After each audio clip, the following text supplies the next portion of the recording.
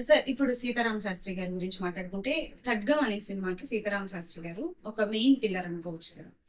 ఆయన మిమ్మల్ని దత్తత తీసుకునేంత బాండింగ్ మీ మధ్యలో ఎలా? నీకేంటి ప్రాబ్లం అందులో?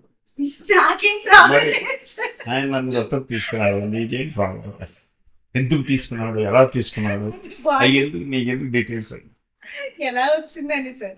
ఐ మీన్ ఎలా మీ అది నాకు ఫ్రెండ్షిప్ ఎలా? తెలియదు, నా అదృష్టం అంతే, దేవుడు ఇచ్చిన వరం.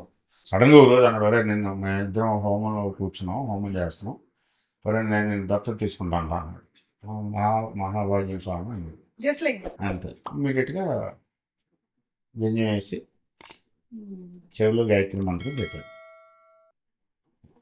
ఇంత అలా అయిపోయింది. నేను అనుకోవటం మా రిలేషన్షిప్ ఇలాంటి ఒక ఇవన్నీ నేమ్స్, దత్తత, కొడుకు, తండ్రి, బియాండ్ ఇది. సోల్ లెవెల్లో ఎప్పుడో పూర్వజన్మలో ఆయన మార్స్ ఋషి అయినప్పుడు ఆయన ఆశ్రమంలో గేదెలు గడుగుతా, పేడ తీస్తా, ఏదైనా పాలు తీసుకుతా, ఆయన శుశ్రూష చేసే పనుడు ఎవడో వింటున్నాడు. అదేదో అలాగే వచ్చింది అది.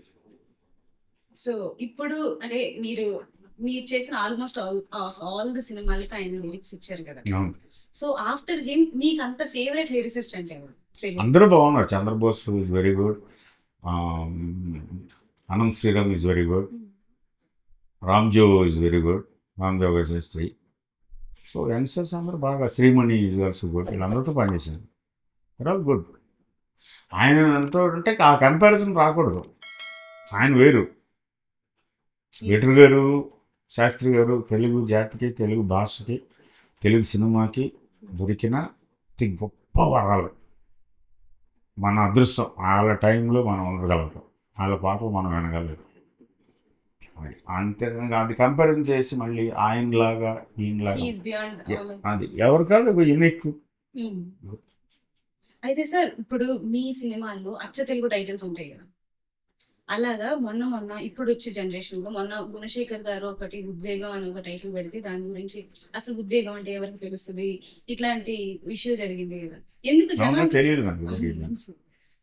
ఈ జనాలు తెలుగుని మర్చిపోతున్నారంటారా, తెలుగు మీద పట్టలేదంటారా?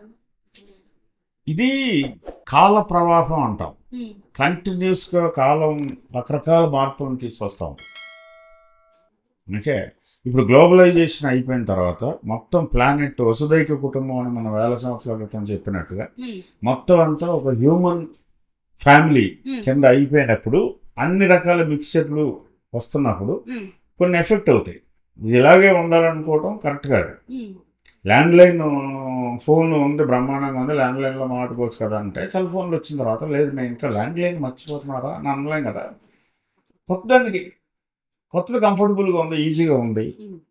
అలాగే ఉద్వేగం అని అంటే బహుశా అది ఎవరు వాడట్లేదు కాబట్టి, వాడాల్సిన అవసరం రావట్లేదు కాబట్టి జరుగుతుందేమో. దానికే గుండెలు బాధ వేసుకునే తెలుగు పాడైపోతుంది, తెలుగు చచ్చిపోతుంది అది అని కూడా అనవసరం.